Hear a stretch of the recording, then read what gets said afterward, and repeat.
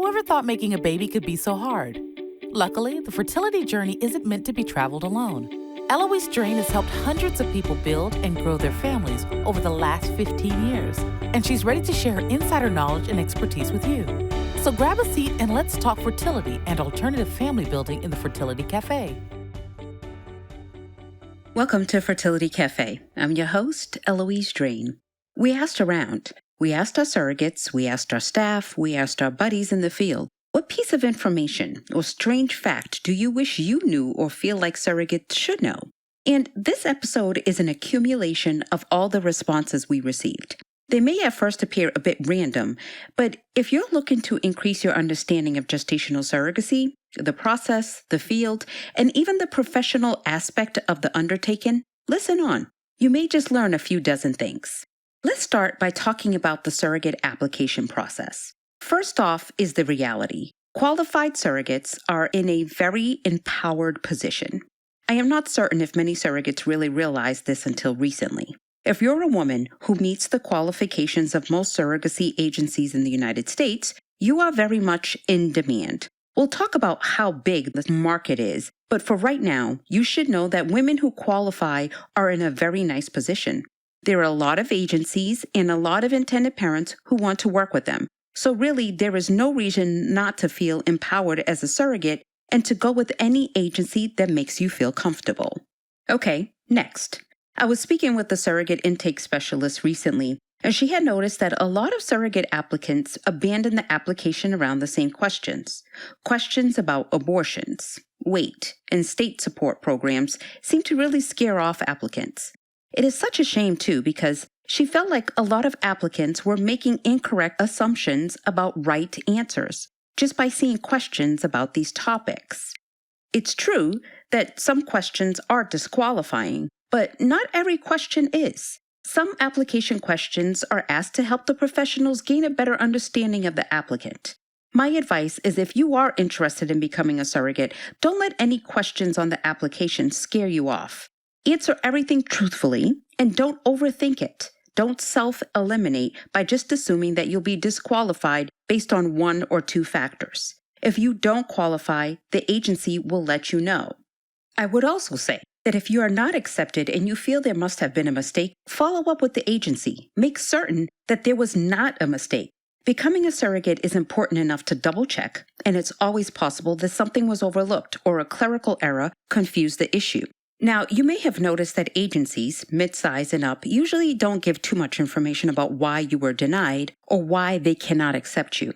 This can be frustrating, but there is actually a pretty good reason. Some agencies worry that if you tell an applicant exactly why they can't be accepted, they will simply move on to another agency and lie about that thing. So the vagueness is not personal. It's an agency's attempt to try and safeguard other agencies and other intended parents from those rare but existing women who are trying to game the system. Next is the issue of proving claims. We heard from many folks that they wish applicants realized that almost everything they submit on their application will be followed up on. Surrogacy is a big deal, and surrogates must be trustworthy people. Reputable agencies who prioritize the safety and well-being of their surrogates and intended parents don't just take an applicant's word for it when it comes to qualifying factors. They're going to do some deep dives on most, if not all, the information provided as an applicant. And it's not that they don't believe you, it's just so worth it to make certain. And yes, even though it sounds crazy, there are a lot of women out there who try to present themselves in a less than honest fashion. I don't recommend trying this. Fibs, omissions, and outright lies are almost always found out by agencies. Take weight, for example. I know, really small, but we all know that BMI is important to the gestational carrier standards. Women are not able to simply report their weight or even submit a photo of them standing on a scale. Most agencies are going to require a validation of her weight, among other health indicators, in a relatively early phase of the process from a licensed physician. Next, we have the realities of the screening process, specifically how long the screening process would take. Filling out an application to become a surrogate may take up to an hour of your time, sometimes even longer. If you think that's long, you should hear about the screening portion of the journey. The screening portion is a bit different at every agency, but often it involves collecting records from multiple doctor's offices, getting a letter of approval from the applicant's obstetrician, and submission of a lot of paperwork. There's also evaluation by a licensed mental health professional and often a home visit. It can take time. It is certainly not an immediate start sort of thing. This is why we encourage women who are thinking about becoming surrogates to start sooner rather than later. Get that ball rolling. The intake staff you work with will help you guide you through the process, and if you change your mind or something comes up, you can always ask for your application to be put on hold. Most gestational carrier applicants are inspired by a personal connection with fertility. Agencies don't generally share the patterns that they see in their applicants, but it's becoming even more clear that the vast majority of women who consider becoming a surrogate are at least in part inspired to do so because of a person's connection to someone who has struggled with infertility or family building. Perhaps it takes considering what you would do to help someone close to you to really open one's mind to the concept, or maybe it's just that 1 in 8 Americans struggle to become pregnant. But the vast majority of applicants include a mention of a personal tie to infertility, friends, or family in their applications. You'll likely have to answer the question, am I done with building my own family? With any pregnancy, surrogacy pregnancies have risk. Some agencies ask if you are done having your own children before acting to help another family build theirs. If you're not sure, be honest about it in your application, but be aware it might disqualify you from certain agencies. Maybe you already know this one, but you would be surprised how often this distinction is misunderstood. It's all about where the surrogate lives. There are no federal laws governing surrogacy.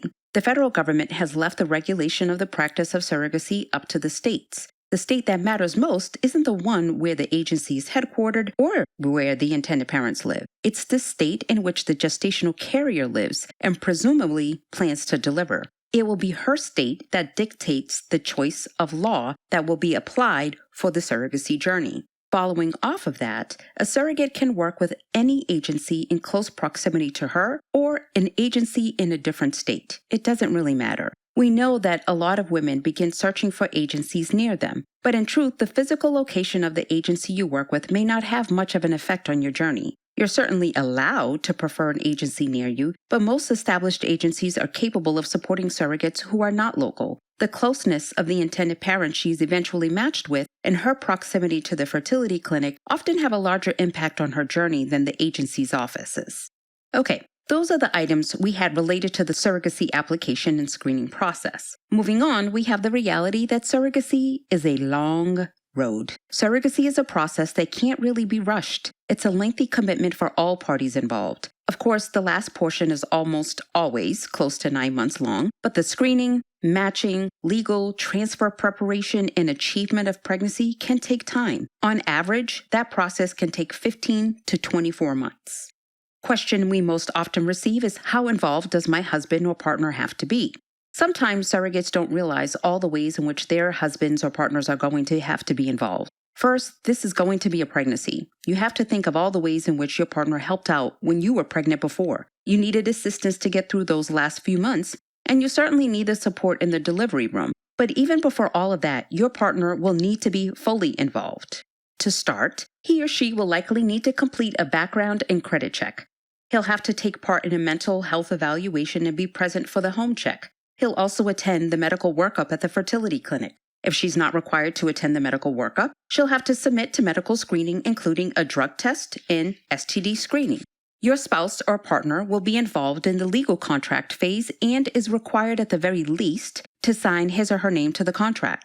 Most spouses act as medication administrator, helping the surrogate with fertility drug injections. If you're in a heterosexual relationship, you'll be likely asked to abstain from sex during certain periods of the journey. Your partner may also prefer to attend the embryo transfer with you, but it's not required. Presumably, be there when you hear the good or bad news about the result of the transfer, and of course is support throughout the entire pregnancy and in the delivery room with you as you recover. So yeah, your partner is in this. Side note about husbands that comes as a surprise to some: crying husbands. Your husband might make a friend. This may sound like a long shot, but some women are surprised by how affected their husbands or partners are emotionally by the experience. A surrogate we spoke with said that her husband did not cry when their own children were born, but for him, seeing another man, the intended father, become a father and seeing that man cry inspired the surrogate's husband to break into tears. You just never know.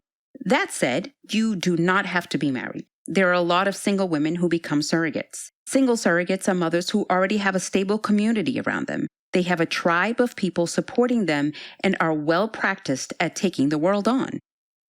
This next surprising bit of information came from a staff member who has been in the industry for some time. She noticed at the start of her career that a lot of the women who were first-time surrogates were experiencing difficulty in their marriage. She began to wonder if the women had become surrogates in part as a way to earn for themselves and give themselves a way to leave their partner.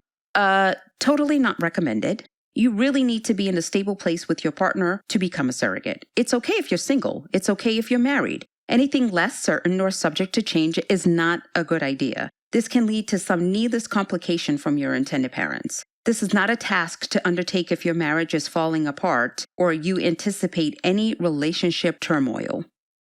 The next topic is surrogacy agencies. I'm not certain if folks realize this, but there are over 120 businesses in the United States that identify as surrogacy or egg donation agencies. The vast majority of these businesses have been open for less than 10 years, have 1 or 2 employees, and are often started by women who were inspired after their own surrogacy journeys. Certainly, there is no harm in that. There are also some mid-sized agencies, such as my own, which have been around longer, have larger staff, and have helped more folks become parents over a longer period of time. And of course, there are very few larger agencies. There is a wide variety among all of these agencies in the service levels that they provide. As you may imagine, surrogacy agency professionals and third-party reproduction generally are a small world, and many of the agency owners and executives talk among themselves. There are some unifying organizations that most of us work with, and we even have a few Facebook groups where we collaborate and share ideas. A few of our surrogates tell us that they were surprised to learn that they have the ability to work with an agency or be independent. It's true that you do have the ability to work with an agency, but independently matching with intended parents is also possible. This happens most commonly when you know the intended parents already. Maybe you hear of a couple in your church community who is seeking a surrogate, or you step up to help a family member or friend. If you match with strangers through the internet, for example, be sure to be very careful and skeptical at first. Make sure they are who they say they are and that your personalities vibe okay. Many of the surrogacy gone wrong cases you hear about in the news come from independent journeys where one or both of the parties either misrepresented themselves or didn't do their due diligence. Both types of journeys can be successful. You're just taking on a bit more risk when matching with an unknown intended parent on your own. It's important to know that many surrogacy agencies tend to be intended parent-centric. This may be because some of the agencies in the United States were created by folks who were themselves intended parents. We've had many surrogates tell us, "I was surprised that I get a say in the sort of journey I have." Know that this is your journey too. You get a say in what you want it to be like. If you want to carry for an LGBTQ couple or to honor your cousin, tell your agency. If you want to carry for a woman who has breast cancer to help support cancer survivors, tell your agency. You don't get to control everything in your journey, but a good agency will do their very best to honor the vision you have for this adventure.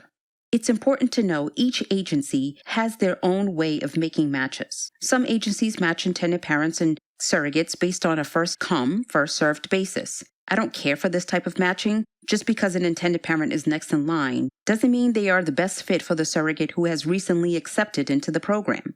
I would be a little wary of a program who matches primarily this way. You want to make certain that the priorities that are important to you will be considered during the matching process. A mismatched intended parent surrogate relationship can be miserable, and 15 to 24 months is a long time to ride it out. How can you tell if your priorities will be considered? Well, you can ask an agency what their matching protocol is like, and if they're asking you questions about what you value and what is important to you, that is certainly a good sign.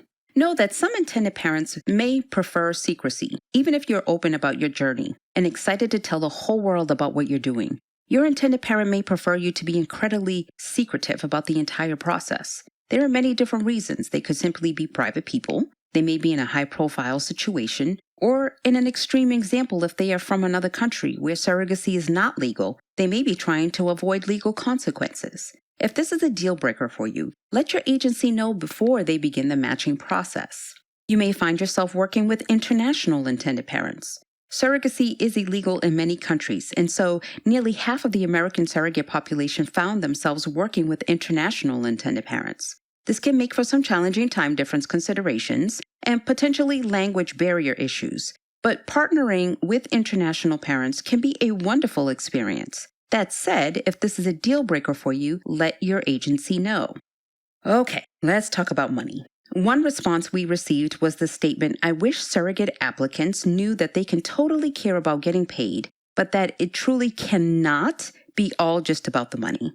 If you truly just need the money, I recommend getting a part-time job or looking into a gig economy. Becoming a surrogate is not something you want to undertake just for the money. Surrogacy is not a get-rich-quick scheme. A surrogate applicant can totally be inspired in part by the income she would receive, but there has to be an additional drive to want to do something for another family, or to create big change in the world. There has to be some altruistic aspect in her motivation because it is not an easy undertaking and there are certainly easier, more efficient ways to make money. You have to have something else to motivate you during the process because when the hard parts of surrogacy comes, and it often does, you need to have something that will motivate and push you through. Fertility is a multi-billion-dollar industry. Piper Sandler research puts the U.S. fertility market at $15.4 billion by 2023. And yes, of course, the vast majority of that number is not egg donation or surrogacy specifically, but they are in there. Helping to build families is big money for some. And while there are smaller actors who are very much connected to the cause and invested in the outcomes, there are also a lot of business people who see the entire endeavor as the next big business. When you're thinking about becoming a surrogate, you might be looking at just the base, but there is so much more to be considered. Some agencies have a fixed rate and others have flexible rates. This is to say, some agencies offer you a set amount of compensation, and that is the most you will get no matter the circumstance. Others allow for flexible payments. When does this come into play? Doctor-ordered bed rest is one possibility. If you're put on mandatory bed rest and you can't work and you can't earn an income, you will either be compensated for a flat rate, which has previously been agreed upon, or your actual costs. Now, this may not seem like a huge deal, but it's worth knowing about. Compensation and base pay can be fixed or flexible. Depending on your agreement and agency, your intended parents will not have to compensate you for lost wages if you get a new job. If you get higher paid job, but have already agreed to your previous salary, you need to understand if the increased rate would be honored. Another thing to note is that compensation payments are not immediate. Your contract will outline when you receive base compensation, but generally, payments don't begin until confirmation of heartbeat. You'll of course have all pre-pregnancy expenses reimbursed and receive compensation for certain milestones like the start of medications or the embryo transfer. But you need to know that there are things more important than compensation. Location, the right intended parents, the right clinic, the right agency, how long it will take to match you. There are so many more things that are equally as important, if not more important, than the base compensation that will have a huge impact on your overall experience. It's hard to see that when you're looking at what may appear to be a significantly higher compensation by going one route over another. A big misconception when someone begins to think about surrogacy is that it's only done by the rich and famous. Most of the general public's experience with surrogacy is by reading about celebrities who have worked with surrogates. Now, it's not to say that as a surrogate you won't be matched with a celebrity. It's possible. There are newscasters, famous writers, niche comedy actors, and athletes who might be in the pool of intended parents at your agency. But it's far more common for your intended parents to be hardworking individuals who are using various means to financially take on a surrogacy journey. Let's talk health insurance billing next. I know no one likes to talk about health insurance, but it's a hot topic in the surrogacy world. Most intended parents dream of finding a surrogate who is not only qualified, but who has private insurance that doesn't exclude surrogacy. This type of scenario is goals, but the reality is that most surrogates will still need their intended parents to purchase a policy for the pregnancy, even if they have their own health insurance. Most policies specifically exclude surrogacy. Now, there are certain states that have moved to disallow these exclusions, but intended parents who are thinking about this issue should be braced for having to purchase a temporary policy to cover the pregnancy health costs for their surrogate. Just a quick note on medical billing. Some insurance companies will have claims processed and paid within 2 to 3 weeks of receiving a bill, but some may take months. That said, most escrow companies suggest keeping the account open for at least 6 months after delivery, as bills can be delayed. With the added element of the woman who gives birth not being the payer, sometimes surrogacy delivery bills can be even more delayed, with a wayward bill arriving as late as a year later. If you're vetting surrogacy agencies or escrow companies, ask them what their protocol is for assuring that the surrogate's good name and her credit are not negatively affected by overdue bills that she's not responsible for in the first place. Okay, so what about taxes? How does the IRS view surrogacy? Well, it's complicated. There's not a lot of clear information out there about taxation in surrogacy, specifically whether surrogate compensation and payments are taxable. For a while, agencies were encouraging the concept of the compensation falling under an exemption, but that line of thinking is not really subscribed to by tax attorneys or certified accountants. If you speak to those who know and understand the Internal Revenue Code, they see the compensation and payments surrogates earn as income, which is not in any section of the code specifically exempted. I plan on having another episode on taxes where I'll go more into it, but to be on the safe side, most qualified professionals suggest surrogates plan on paying taxes on the income they earn. Now, it's worth noting that the vast majority of surrogacy agencies do not 1099 their surrogates, but to my understanding, not receiving a 1099 does not excuse tax liability. I would suggest you speak with your trusted tax professional about how to proceed, but just putting it out there that some cautious surrogates plan on paying as much as 30% taxes on the compensation they earn. In the early stages, your intended parent's fertility clinic is very important. Each clinic's protocol may be different. One clinic may have you do a mock cycle, another may not have you do it at all. With some clinics, you can drink your morning coffee. With others, caffeine is off the table. If your intended parents are working with a world-class clinic, you may be dealing with a doctor who is a wizard at achieving success, but who has a less than warm bedside manner. You'll be interacting with the clinic staff very frequently, so your experience can vary a lot from clinic to clinic. We had one surrogate say, quote, "I had no idea I would become so well-versed in biology," end quote. One of our intended parents said this to us, and we agree. Many people are surprised at how much they end up learning about biology. Becoming a surrogate is like taking a crash course in biology and modern fertility. You're going to have a few take-home tests and lots of prep work. Pretty soon, though, terms like gametes and oocytes and blastocysts will become everyday language around your house. Next up, you should know that multiples are a thing. The ASRM suggests the transfer of only one embryo at a time, and most fertility clinics are certainly moving towards this standard, but not all are. Even when one embryo is transferred, multiples are still possible. The process of IVF in and of itself doesn't necessarily give you a higher risk of multiples, but statistically, women who undergo IVF have multiples more often than women who conceive naturally. According to statistics from 2013, around 40% of all IVF pregnancies resulted in multiple births. That's a concerning percentage, especially when compared to the natural occurrence rate of 2% in the general population. The main reason for that, though, is the practice of transferring more than one embryo. The reason clinics do this is to increase the chance that at least one of the embryos will take and result in a successful pregnancy. But if you really aren't willing to carry multiples, you need to insist on only one embryo being transferred, and you need to let your agency know that up front. Okay, let's talk about the one part of surrogacy I hated. Shots. I hope you're ready for some shots. There may be exceptions to this, as all clinics are different, but as a surrogate, you need to accept that shots come with the territory. Clinics usually have surrogates start with Lupron, a subcutaneous injection that suppresses the ovulation cycle before transfer. Lupron is administered with a small needle and pretty easy to do since your body has lots of subcutaneous injection sites. The time frame for these shots is typically fairly short too. The other injection, progesterone in oil, is an intramuscular shot that is used to thicken the lining of the uterus and prepare it for embryo implantation. This shot is definitely more difficult and can hurt more because it's an intramuscular and there are only a few places this can be administered. This is the shot that is scariest to most. Still, most people tell us the anticipation was worse than the actual injection. Besides, you've given birth to an entire human, maybe more than one, so you can do this.